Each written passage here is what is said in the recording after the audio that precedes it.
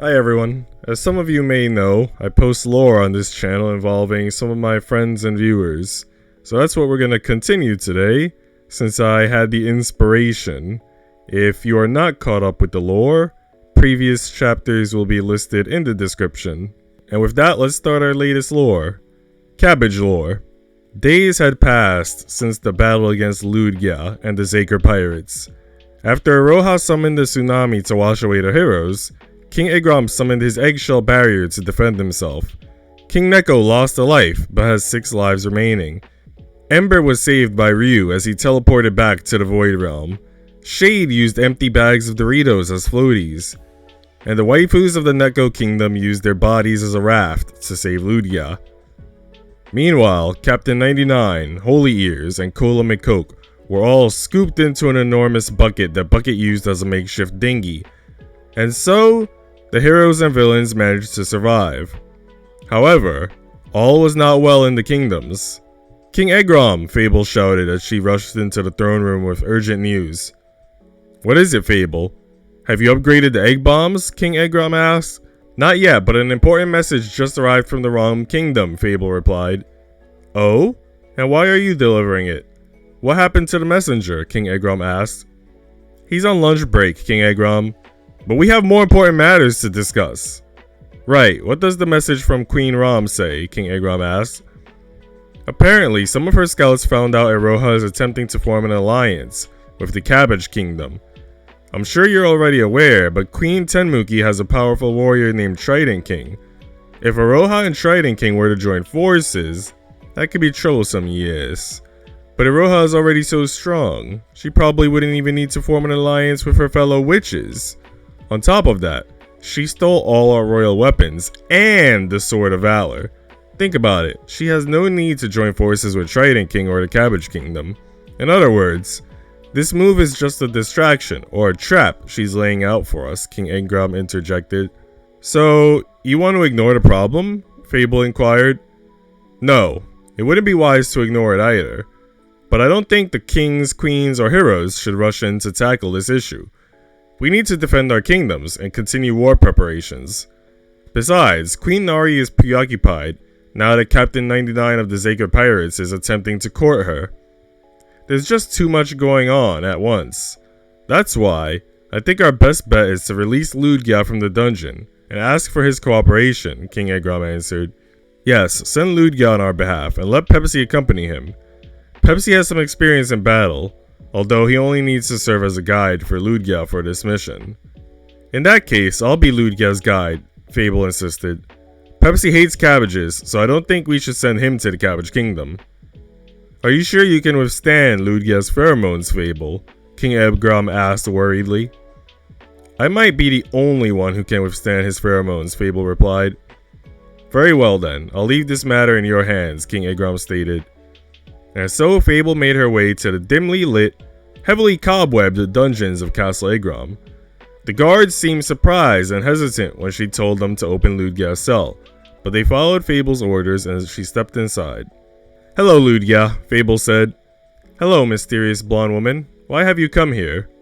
I have not used the call, Ludgia inquired. I have come to ask for your aid in battling a powerful witch on behalf of the kingdoms.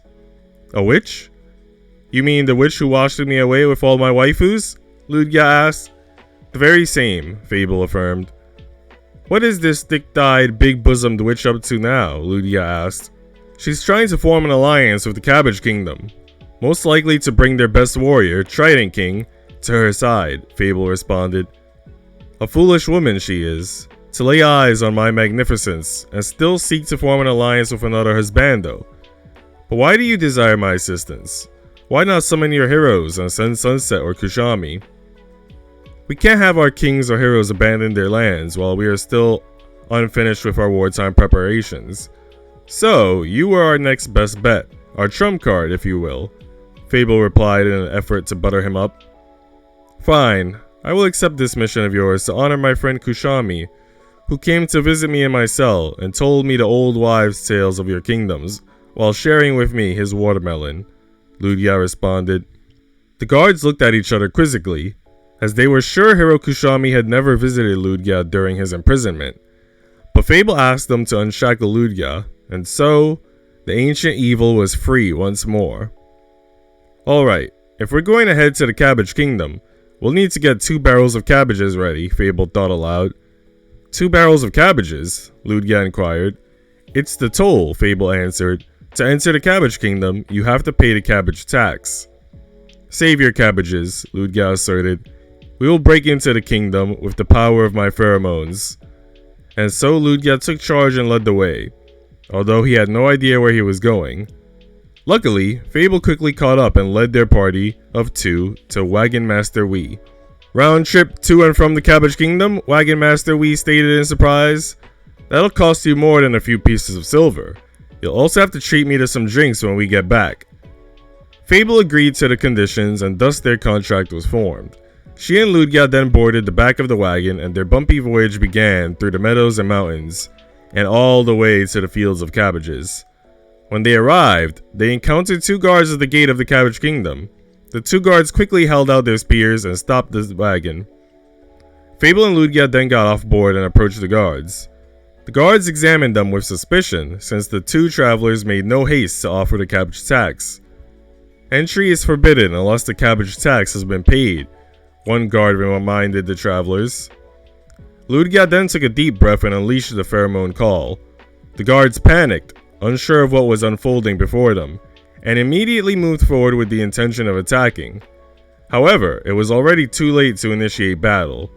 Panties flew through the air as the waifus aimed their undergarments at their beloved, and the sight of flying pantsu both blinded one of the guards and caused him to have the biggest nosebleed in history, rendering him unconscious.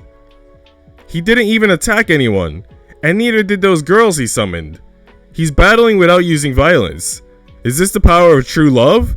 The remaining guard wondered aloud. It is true that the power of my pheromone call is the power of love and passion.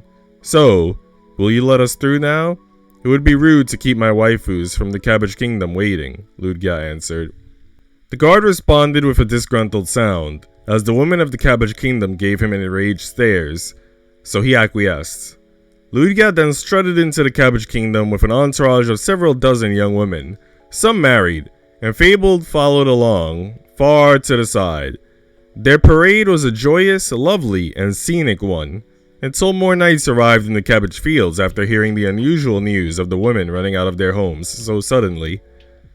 Who is this guy? Could he be the hero Kushami? A knight asked his peers. Me? Kushami? Please, I am far more powerful than Kushami. Behold, my pheromone call, Ludga responded.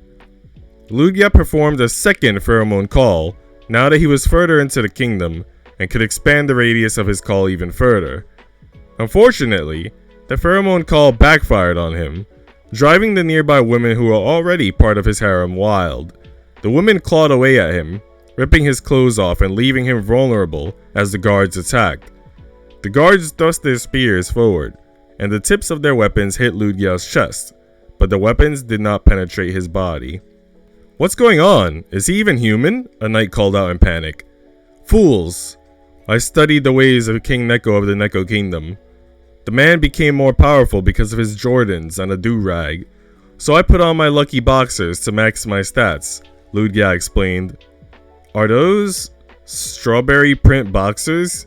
Fable asked, reluctant to continue gazing upon the sight. Precisely, Fable.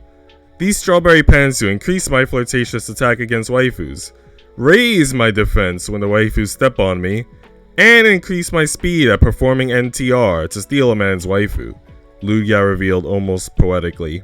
Surely enough, realizing they couldn't rip off Ludga's strawberry boxers, the waifus turned toward the knights and attacked them while still in a frenzy. The knights were quickly stepped on left and right, and perished with blissful expressions on their faces and blood dripping from their noses. It was then that he arrived. Trident King. Look at the mess we have here, Trident King stated upon arriving. So is this a declaration of war from the Egg Kingdom? No, we only came to discuss the matter regarding the witch Aroha, Fable explained. So you say, but these dead knights would argue otherwise. Not to mention that I found this little thing creeping around our cabbage fields and attacking our cabbages. Trident King pointed out while holding an animal by the fur on its neck. I believe your research assistant, Pepsi, has an army of cats at his beck and call, am I right? And this seems to be one of them. Its name is Meowie McMeowster, or Meow the Cat if I recall. It is true that Pepsi has an army of cats, and the most formidable of his cats is definitely Meow the Cat. However, the animal you're holding is actually just a raccoon, Fable reassured him. Looks like a cat wearing a mask to me, Trident King explained. No, that's just its raccoon mask, Fable replied. Very well, you hold on to your excuses, but that means we have to do things the hard way, Trident King replied while swinging his golden trident. The shockwaves in the air produced by the trident swing instantly cut Ludgia's strawberry boxers, causing them to quickly slide down as he quickly pulled his pants back up. I see you somehow managed to break through my indomitable defenses. Well, since my pheromone call already backfired, and my boxers have been torn, you leave me no choice but to reveal a darker power. This is no longer the power of love, provided by the pheromones. No, this is the power of lust, provided by the hormones, Ludgia stated as his muscle grew in size and made him a buff machismo wonder to behold. Oh god, is that a JoJo reference? Fable asked in shock. Ludgia's bicep-powered fists then clashed with Trident King's golden trident. Several clashes ensued with great force, enough to blow away nearby cabbages, and then, bonk. The witch Iroha had snuck up behind Fable and bonked her on the head with a staff. Fable hit the ground and began to lose consciousness. What? Fable asked. Good. Now I no longer need to continue this farce, Ludgia exclaimed. Farce? But I thought you were on our side, Fable uttered. I was never on your side, Ludgia admitted. Long before you captured me and took me to your dungeons, Iroha had already drawn me to her side with the power of her pheromone call. I was both shocked and delighted to learn I am not the only one with that power. But what about helping us? In the honor of your friend, Kushami, Fable asked. You can forget about Kushami, Iroha replied. We already kidnapped him from the Bree Kingdom, and now that I have you, a former dragon, the dragons will be forced to cooperate with me, Iroha replied. Why do you need the dragons? Fable inquired. Isn't it obvious? Iroha asked.